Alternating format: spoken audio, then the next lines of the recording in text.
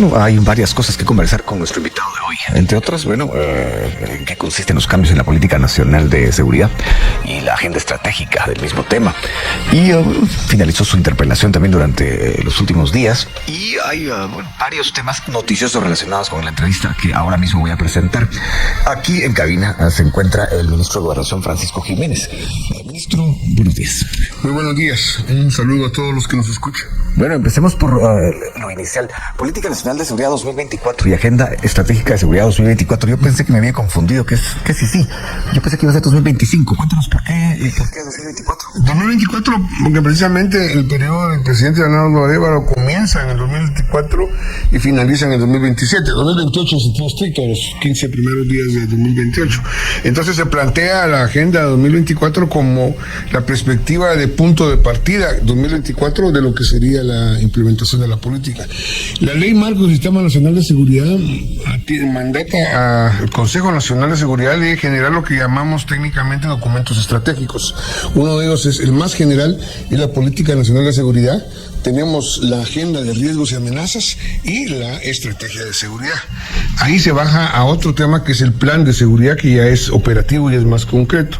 También, aunque la ley no lo especifica, el propio Consejo en su desarrollo ha establecido de que es importante hacer políticas sectoriales que derivan del tema de la Política Nacional de Seguridad.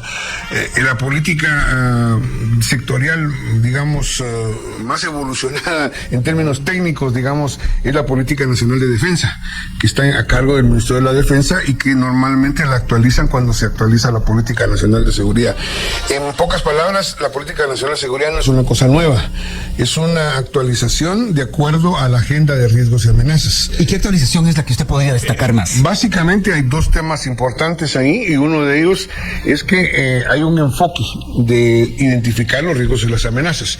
En seguridad, en general, tanto seguridad interna como externa, hacemos planes, hacemos identificaciones a partir de los riesgos y las amenazas. Por ejemplo, en el caso nuestro como Ministerio de Gobernación, son los riesgos y amenazas a las personas y sus bienes. Es en términos de lo llamada seguridad ciudadana. Ahora, hay otras amenazas como las amenazas de carácter internacional, por ejemplo, o las amenazas a la gobernabilidad, que son y que hay que considerarlas adecuadamente. En este sentido, hay un elemento importante que fue determinado y es la amenaza y el riesgo de la cooptación del Estado, porque esto implica precisamente el identificar cómo el Estado en los últimos años ha sido filtrado por intereses criminales. Y aquí estamos pensando no solo en el tema de corrupción, digamos, clásico, por decirlo de alguna manera, sino también el tema de las estructuras de crimen organizado, no solo narcotráfico, contrabando, tráfico de personas que buscan enlaces con el Estado y en algunos niveles han cooptado el Estado. Esto tiene que ver con el tema justicia, el tema seguridad. Ese es un enfoque totalmente diferente, pero hay otro tema importante. A veces el tema de riesgos y amenazas es identificar amenazas que son identificables de manera específica. Entonces decimos, este grupo es una amenaza. O decimos, por ejemplo, digamos, esta organización es una amenaza. El enfoque de la seguridad democrática, que es lo que el presidente Bernardo Arévalo ha mandatado a todas las instituciones del Consejo que llevemos a cabo, no ve tanto a las personas, porque de esa lógica de amenaza surge el concepto del enemigo. Es decir, si es una amenaza a un grupo determinado, ese resulta ser el enemigo, ¿de quién es el problema? Y en la vieja manera de trabajar, durante digamos, la Guerra Fría, ese enemigo se convertía en un enemigo concreto. El enfoque de la seguridad democrática es ver el fenómeno en su integralidad. Entonces, si decimos que la amenaza es la cooptación del Estado, estamos refiriéndonos a la estructura del crimen organizado, pero no decimos X o Y persona, X o Y grupo. Es un enfoque diferente que nos lo permite ver de manera. Por eso, por ejemplo, nosotros en ningún momento hemos abordado el tema directo de mala y pandilla como tal, sino el fenómeno de la extorsión, porque si no nos quedaríamos cortos, porque solo trabajaríamos o abordaríamos la extorsión de mala y pandilla, cuando sabemos que la extorsión es mucho más amplia que mala y pandilla. De algo muy general voy a algo muy particular. Recientemente fue noticia un par de semanas atrás el tema de los patrullajes combinados. Se supo, es precisamente esto que voy a plantearle ahora, que el hecho de los cambios en el Infiernito, por ejemplo, podrían traer consecuencias en la calle. Ahora el Infiernito es otra cárcel. Cuéntenos, ¿esto ¿Cómo ha ido evolucionando? Bien, en primer lugar, yo quiero hacer una aclaración que es muy técnica, y es que no son patrullajes combinados. Es decir, un patrullaje es un operativo donde hay fuerzas de policía y fuerzas militares que, digamos, recorren, digamos, una extensión determinada de territorio para dar presencia. En el caso de lo que hemos trabajado, no es un patrullaje en ese sentido, es puestos fijos de control donde está la policía y está el apoyo. O sea, la diferencia radica en que no se mueven. Exacto, es decir, no hay una presencia. Es decir, hay momentos en que puede ser necesario que se muevan, porque hay un momento donde hay un delito o una denuncia y hay que moverse, y la idea de que nos apoye el ejército es precisamente para también darle seguridad y soporte a la policía, porque son áreas muy complicadas, también derivado del problema que tenemos de que tenemos deficiencia, falencia de cantidad suficiente de policía. ¿De qué estamos hablando en números en ese sentido, señor ministro? ¿Cuántos hay y cuántos debería de haber? Hay en este momento 42.300 aproximadamente agentes de policía, y deberían de haber, según los estándares internacionales, entre 12 y 15.000 más. Es decir, nosotros deberíamos de tener por lo menos 55.000 elementos policiales. Por eso la meta presidencial, el presidente Bernardo Arévalo nos ha planteado de que debemos de dejar al final de gobierno 12.000 plazas nuevas de policías. Vamos encaminados en eso. De aquí a enero vamos a tener aproximadamente 6.000 nuevos, y así vamos a ir procediendo. Yo hasta tengo la esperanza, si lo puedo decir de esa manera, la proyección más correcta, porque no es solo esperanza, la proyección que vamos a pasar más de 12.000 a final de este gobierno. ¿Por qué? Porque estamos activando la academia en Huehuetenango y la academia en Santa Rosa, que nos permite ampliar. En este momento la convocatoria que se hizo hace 2-3 semanas es para 3.500 plazas, y debo de comentar a los que nos escuchan de que ya van inscritos más de 22.000 jóvenes, tanto mujeres como varones, para participar en la selección. Esta vez hay un cambio muy importante. La norma anterior establecía de que solo podían participar los que tenían título. Por lo tanto, si uno es exigente con el cumplimiento de la norma, quedaban fuera todos los que tenían diploma, me refiero a todos los bachilleres. Eso se eliminó, y también se eliminó o se bajó el límite de estatura, porque vimos que la estatura era una exigencia para un país que tiene un estándar de estatura, y adecuamos la estatura. ¿Cuál era la estatura previa a este cambio? Era 1.60. ¿Y ahora? Es el 1.53 y 1.52 para mujeres. Bueno, y en este caso le pregunto, esto del título no me quedó totalmente claro. ¿Quiénes pueden realmente entrar a la academia? Todos los que se gradúan del diversificado. Lo que sucede es que en nuestro sistema educativo hay personas que tienen título porque tienen una profesión, digamos, a nivel medio, un perito contador, por ejemplo, un maestro, un perito en computación, pero los bachilleres, como los bachilleres de ciencia en letras, no podían, porque la formación, el concepto inicial era para ir a la universidad, entonces quedaban descartados. Hoy no están descartados. Hemos empezado una serie de mecanismos, aparte de la parte formal, que deben de llevar los documentos, sus DPI, sus antecedentes penales, policíacos, etcétera, etcétera, todo un tema de medidas de confianza, en términos de análisis de confiabilidad, y el más importante es el polígrafo. Va a ser un trabajo muy, muy complejo. Esa va a ser la herramienta principal. Sí. Algunos dicen que es fácil engañar a un polígrafo. ¿Qué dice usted al respecto? No necesariamente. Con esa pregunta me parece que es muy importante. Claro que se puede engañar a un polígrafo, pero el polígrafo solo es un indicador. Uno de varios. Sí, no es digamos, determinante. ¿Por qué? Porque efectivamente tiene niveles de error. Claro, el polígrafo y sus técnicas han sido cada vez más mejoradas. En esto nos acompaña la agencia de INL de Estados Unidos. Tenemos nosotros 3 unidades de polígrafo en el ministerio, la que es propia del ministerio, que la trabaja la Inspectoría General del Ministerio, la que está constituida por la unidad antinarcóticos, y la unidad donde se trabaja directamente con INL. Esto nos ha permitido tener una mejor rapidez en este tema.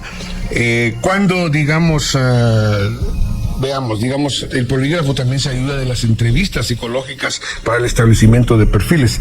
Para esto hay exámenes, hay hacemos entrevistas y expertos. Entonces hay una metodología para eso. Sí, exacto. Sí. ¿Por qué lo hacemos? Perdón, lo hacemos por dos razones. Primero, queremos garantizar que de los candidatos, que son 20,000, queden inscritos la excelencia de esos 20,000. La excelencia estoy entendiendo aquí por los que tienen mejor calificado, los que tienen mejor preparación. Esto tenemos que hacerlo, tenemos que usar un criterio de hacer estas diferencias porque no tenemos los 20,000 plazas, ojalá lo tuviéramos. Pero digamos... ¿Habría presupuesto para ello? Sí, es el presupuesto. Vamos a tener presupuesto para 3,500 nuevos elementos, que implica al momento de graduarse el darle todo su equipo mínimo, incluyendo un arma de fuego.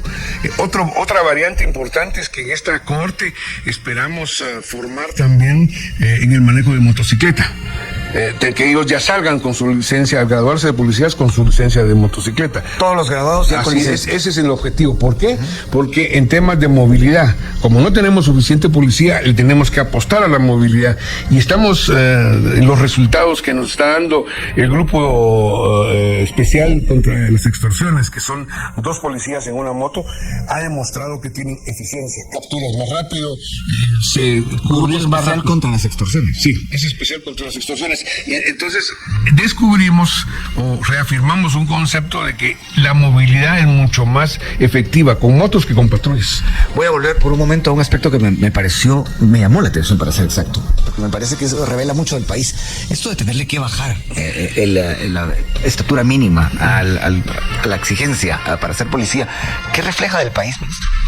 Refleja primero que tenemos un estándar de personas de baja estatura, particularmente en algunas áreas. ¿En qué áreas? En Occidente particularmente.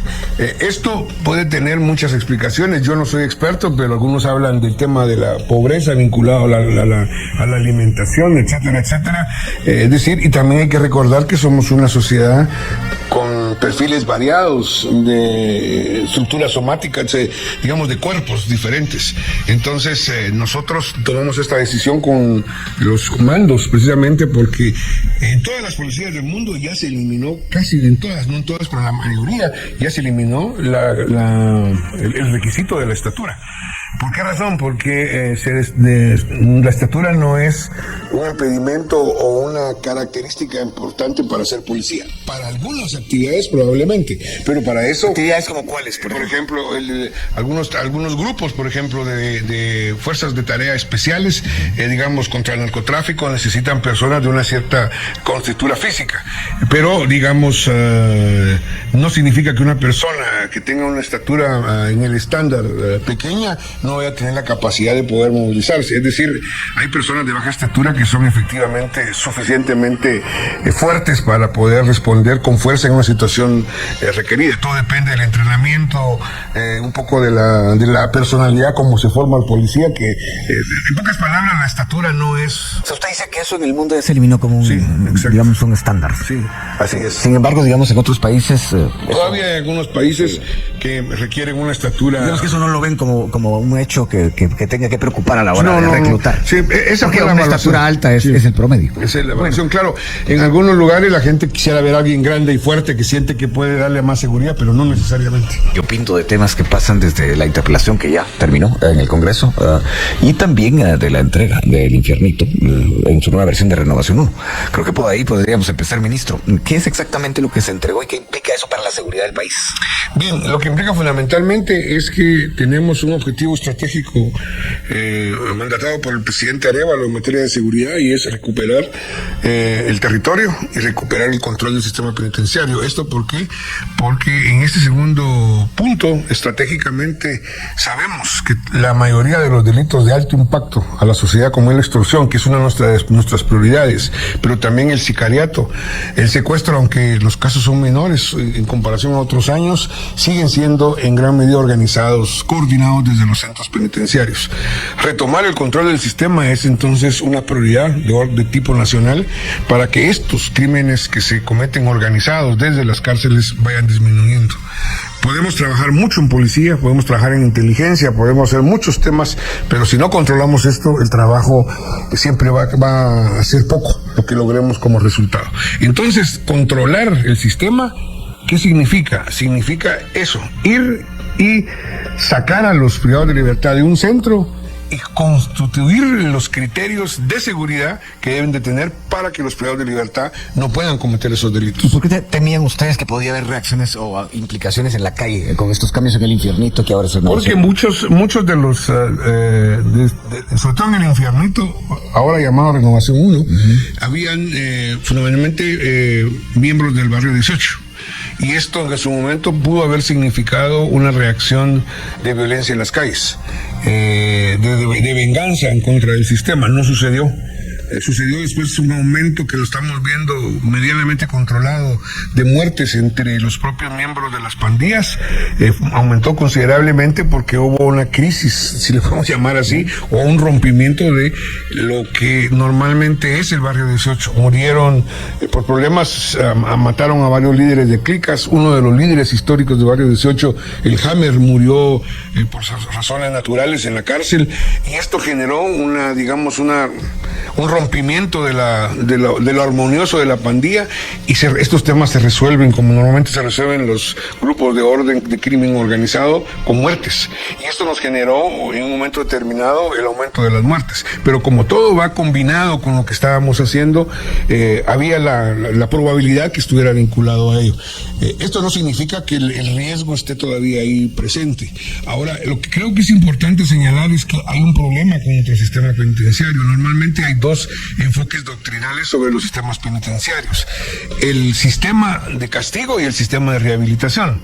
El problema es que en Guatemala ni castigamos ni rehabilitamos. ¿Qué hacemos? Es lo que yo llamo un sistema de resguardo. ¿Qué es lo que se hace? Resguardo. Solo el resguardo perimetral de los privados de libertad. ¿Por qué? Porque lo que demostró lo que encontramos en el Infiernito es que el Estado no tiene ninguna posibilidad de controlar realmente a los privados de libertad dentro del incluso centro. Ahora en Renovación 1. En Renovación 1, toda la estructura está constituida para que esto no suceda. ¿Qué cambió? Cambió fundamentalmente el que no hayan hacinamientos. ¿Qué me refiero? Encontramos en el Infiernito que el hacinamiento los obligó a incluso construir, dependiendo de las capacidades económicas de cada uno, como pequeños apartamentos uno sobre otro, hasta una fila de 3. Cuando digo apartamentos es lo que eran espacios pequeños ¿Y eso lo construyen con la anuencia de las autoridades? Si no con la anuencia, con el contubernio de las autoridades. O sea, pues tiene que ser una u otra. Sí, y durante los años en el Infiernito construyeron una piscina, construyeron una discoteca, construyeron varias, digamos, los líderes tenían pequeños apartamentos con aire acondicionado, cuando el resto estaba, por eso se le ha llamado el Infiernito, porque hay mucho calor. Entonces lo que nosotros hicimos es un remozamiento de la infraestructura que no permita eso. ¿Y qué pasó con la piscina y la discoteca? La discoteca fue igual que el zoológico. Se entregaron los animales a la unidad especializada en flora y fauna de la policía, que procedieron a darlo cuidarlos y todo lo demás. Ellos tienen sus procedimientos, se destruyó esa parte.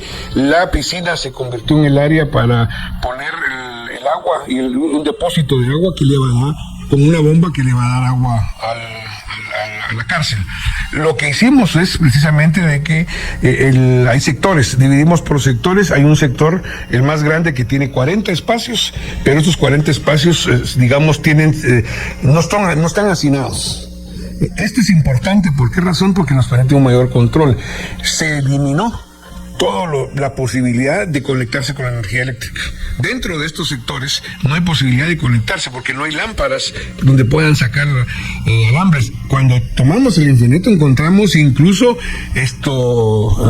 alambres o digamos cables de fibra óptica. Sí, y eso fue noticia en su momento. Es decir, eso ya no es posible. Ahora, ministro, siendo, digamos, claros con que la historia a veces marca ciertos derroteros, ¿cuánto tiempo cree usted que va a durar eso? ¿O qué van a hacer para que eso en 6 meses no vuelva a ser lo que era? Tenemos una serie de controles con la escuela penitenciaria. Por ejemplo, no hay mecanismo alguno o modo alguno que el privado de libertad identifique la identidad del guardia. es decir, va a estar siempre cubierto su rostro, sus uniformes no tienen ni número de identificación ni nombre. Esto permite que el contacto, y además el contacto directo con los privados de la libertad es muy reducido. Otro tema importante, hay cámaras en todos lados hay cámaras, y hay un centro de monitoreo de la inspectoría del sistema penitenciario que está dentro del sistema, que observa, porque los guardias, cada quien en su lugar, tienen un protocolo específico. Y si la inspectoría ve que no está con el protocolo, entonces no hay sanciones, pero además hay un cruce de controles, porque en la Dirección General del Sistema Penitenciario hay un monitoreo de un personal que se ha capacitado, que no es guardia penitenciario y que va a cruzar el uso del tema de los protocolos. Es decir, el guardia está trabajando, están las cámaras, lo van a vigilar si está cumpliendo o no, pero además esa misma cámara la revisa un monitoreo aquí en la ciudad que permita que efectivamente la inspectoría esté haciendo su trabajo. Hay una serie de controles de ingreso para la visita que tiene que ver con rayos X y escáner corporal. Se identifica si hay presencia de cualquier ilícito y lo que el cuerpo pueda contener. Recordemos que las visitas, particularmente de muchas mujeres, utilizan su cuerpo como depósito para introducir ilícitos. Son 120 guardias penitenciarios que van a estar asignados al centro, que son todos de la generación última de graduados y que han tenido una capacitación especial, han pasado los controles del polígrafo, revisión de confiabilidad como estudios socioeconómicos, perfiles específicos. Ahora bien, claro, podemos tener tecnología e infraestructura, pero tenemos un recurso humano que no actúa adecuadamente. Este es el gran, gran desafío que nos va a permitir evaluar dónde hay que hacer las cuestiones correctivas. También hay un sistema de bloqueo de las dos empresas telefónicas más grandes, que debo de decirlo y reconocerlo, que han sido de mucho apoyo en este proceso. Colocaron ya bloqueadores y calcularon ya que no se afecte a las comunidades en el entorno del centro. Es decir, nosotros le estamos apostando a un nuevo modelo de control y vamos a monitorear permanentemente, porque en un periodo de tiempo que no lo indico por razones de seguridad, vamos a evaluar para hacer los correctivos, pero además este modelo nos va a permitir continuar con recuperar otros centros. Queremos recuperar Petén, queremos recuperar Zacapa y ¿cuál es el siguiente? Es probable entre Petén y Zacapa. Esos que mencionó son los que vienen. Sí. Tenemos que ir de un lugar a otro, porque hay muchos temas. Claro. Todo el mundo lo sabe. Ganó las elecciones en Estados Unidos Donald Trump. Los temas de migración, los temas de narcotráfico pasan de alguna manera por su cartera. ¿Qué va a cambiar según usted, si es que va a cambiar algo? Yo creo que en nuestra agenda específica en materia de seguridad no va a cambiar prácticamente, yo diría que nada. Quizá van a haber énfasis o quizá van a haber metodologías, digamos, de relacionamiento, pero no creo que vaya a cambiar mucho. ¿Nosotros han visto alguna sorpresa por ahí o alguna transacción que quiera el nuevo presidente de Estados Unidos a partir de enero? Yo no me atrevería, porque yo en mi proyección en materia de seguridad, porque hay un tema importante, nosotros hemos dado resultados. Es decir, si algo Estados Unidos está reconociendo, precisamente yo he estado en Estados Unidos y hay un reconocimiento del esfuerzo del gobierno de Leonardo Arévalo en materia de lucha contra, no solo el narcotráfico, el tema de ponerle atención a la seguridad fronteriza, particularmente los puertos, aeropuertos. Nosotros como Ministerio de Gobernación estamos colaborando intensamente, conjuntamente con las agencias de Estados Unidos para mejorar la seguridad. Estamos en cifras récord en el decomiso de droga, también de eliminación de matas de marihuana y de tema de la amapola. Estamos en un récord también de extraditables, que es un tema muy importante porque está construido un sistema policial que permite la identificación y la ubicación de los extraditables, y esto se ha acelerado mucho. Estos temas son resultados para nosotros porque tienen un impacto, pero también coincide con la agenda de seguridad de Estados Unidos. Me explico. Coincidimos en muchos temas. Si uno ve la agenda de riesgos y amenazas en Guatemala y ve la seguridad nacional de Estados Unidos hay coincidencias. Yo no creo que cuando el presidente Trump emita su propia estrategia de seguridad nacional sobre estos temas no va a variar mucho. Es lo que significa también que Estados Unidos ha invertido mucho en el fortalecimiento de muchas de estas nuestras unidades. Estamos en proceso de seguir fortaleciendo. Yo no creo que en términos de pragmatismo para ambos, tanto Estados Unidos como nosotros, convenga un cambio radical en lo que estamos haciendo. ¿Por qué? Porque estos cambios radicales pueden influir en los resultados. Los resultados están a la vista. Aquí estoy hablando de los resultados fundamentalmente que son de interés también para Estados Unidos. Otro tema importante, hay que recordar que Estados Unidos es un país con institucionalidad sólida. Es decir, cambian los cuadros políticos, los cuadros de mando, pero todos los cuadros técnicos no es como pasa en nuestros países. ¿Y qué sucede con esto? Es importantísimo, porque el trabajo que hacemos es fundamentalmente a ese nivel técnico. Entonces es muy difícil que esto cambie. Obviamente podrán haber discusiones más estratégicas, políticas, y solo quiero también decir, Guatemala en este momento quizá es uno de los aliados más importantes de Estados Unidos en la región. ¿Por qué razón? Porque somos una sociedad que ha demostrado de que la democracia es la salida para constituir nuestra organización social. El hecho de las jornadas del año pasado, de que estamos como gobierno y que el presidente Arévalo haya tomado posesión del cargo, a pesar de muchas situaciones que todos no las voy a explicar, que todos sabemos, es decir, la democracia con sus desafíos, con sus inconvenientes, está en Guatemala instalada, y eso no sucede necesariamente en algunos países de la región. Bueno, veo el reloj. Gobernación Francisco Jiménez. Hemos estado hablando de diversos temas y tenemos que pasar de uno a otro rápidamente, ministro, que nos quedan pocos minutos. Voy con que me llama la atención. El tema de el Hospital Roosevelt. Pasaron semanas ahí con problemas por seguridad. Al final de cuentas, ¿en qué terminó eso? ¿Que ya está totalmente controlado la situación ahí en el hospital? Se está controlado en el sentido que logramos varias cosas que son muy importantes. El problema cuál ha sido estructuralmente. Los privados de libertad tienen necesidades de salud como cualquier persona. El problema es que el sistema carece de una estructura adecuada de responder a las necesidades de salud de los privados de libertad. Entonces se utiliza el recurso del sistema de salud nacional, público.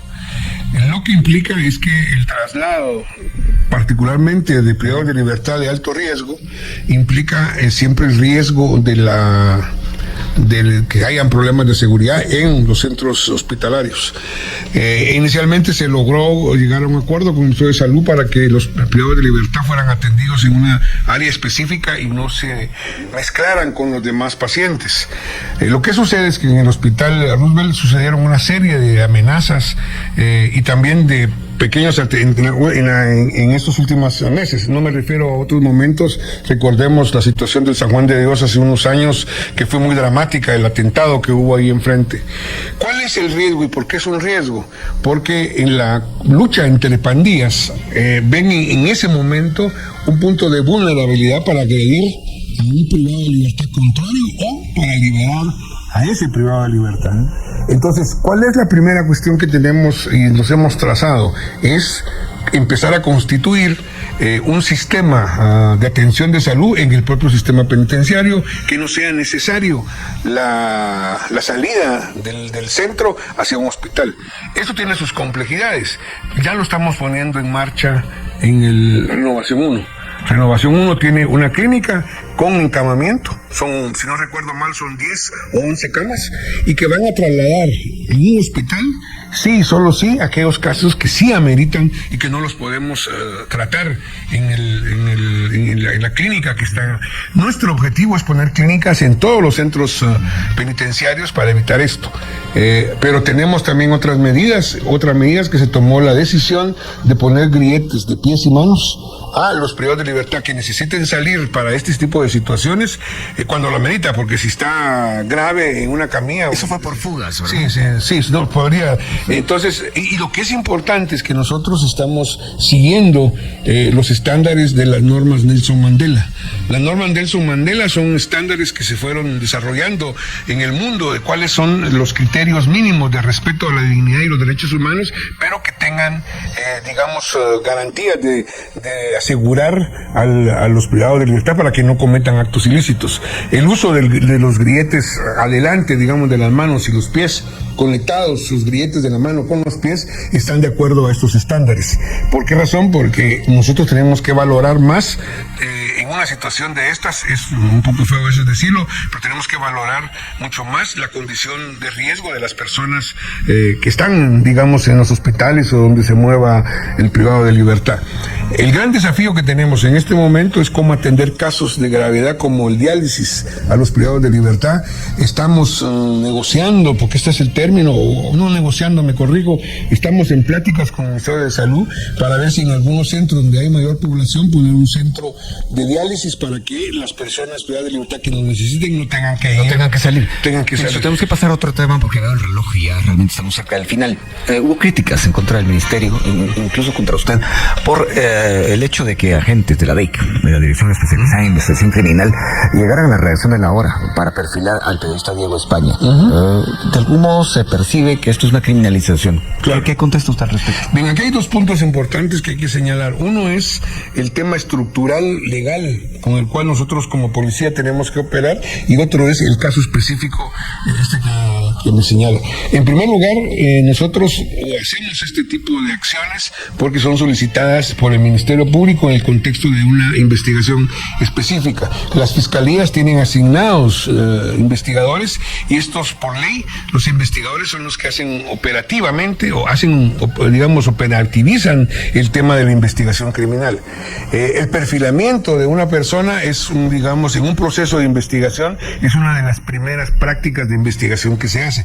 ¿Qué significa eso?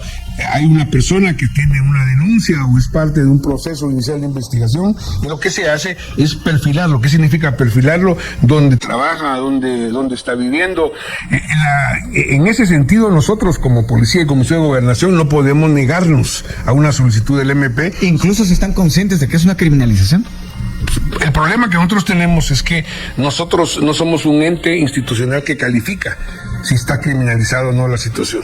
Esto lo estoy poniendo desde la perspectiva institucional. Esto es muy importante, Felipe, porque yo como funcionario, yo como ministro, no puedo calificar en términos estrictos si es una criminalización o no, si es un tema espurio, si es para esto hay, digamos, entidades en el sistema de justicia que lo determinan. Mi obligación como ministro y los agentes de la policía es atenerse a las indicaciones del Ministerio Público. Pero ojo, aquí pasamos al tema concreto. Para eso hay protocolos. Los agentes... ¿Eso qué significa en este caso En específicamente? este caso específico, por ejemplo, no se identificaron como debería de ser. La foto que circuló están vestidos de civil, digamos. No, si ustedes ven en otros casos, los miembros de la DEIC van con un chaleco que los identifica. Entonces, este ya es por sí mismo un tema, digamos, muy grave. ¿Por qué razón? Porque cualquier ciudadano que van a perfilarlo y no hay identificación inmediata visual de que es un policía, aunque después se identifique, ese es un tema muy complicado. ¿Por qué? Porque uno ¿Pudieron decirle que no en la hora, no entran porque no vienen con el chaleco, por ejemplo? ¿Pudieron haber dicho eso? ¿Hecho eso? Sí, porque si no van identificados adecuadamente, sí, claro. Es que el punto aquí es que, digamos, aquí es un tema, aquí no es un tema de la relación con el MP. Aquí es un tema de procedimientos y protocolos. Esto nos obliga en este momento, con este caso, a revisar los protocolos, pero no solo revisarlos, sino que verificar si están siendo capacitados con el protocolo. Porque puede ser que haya sido una negligencia de los investigadores, pero puede ser también que por razones que no es una justificación, ellos no han sido capacitados adecuadamente. ¿Qué quiero decir con esto? Nosotros no podemos decir no a una solicitud del Ministerio Público, pero tenemos que atenernos a los protocolos, y ese es el tema que tenemos que trabajar más intensamente en estos casos. Ministro, por razones de tiempo me quedo acá, hay muchas preguntas más, pero creo que... Y bien, hasta acá el video de hoy. Recuerden que ustedes tienen la última opinión que pueden dejar acá abajo en la cajita de comentarios. Dicho esto, nos vemos hasta el siguiente video. Adiós.